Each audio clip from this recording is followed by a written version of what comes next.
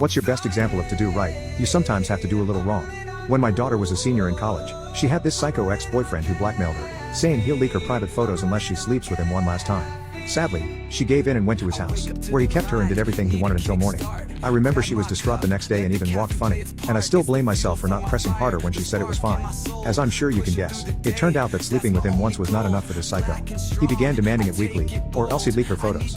I don't know exactly how many times she gave in, but I do remember seeing her get sadder and sadder over a few months. God, I blame myself so much. Thankfully, she finally got the courage to speak out. She told 3 of her older male cousins, and they promised to deal with it. A few days later, she invited that a-hole over to our place to stay the night. My wife and I were on a trip abroad at the time, so he thought the house was empty. From what my nephews told me, he walked in carrying a bag filled with knives and other disgusting stuff. They all hid upstairs waiting for him, and my daughter seduced that freak. She took him into her room where she dropped him onto the bed, and that's when my nephews came out of the ensuite. I won't go into the details because they're way too graphic. But he is now blind, deaf,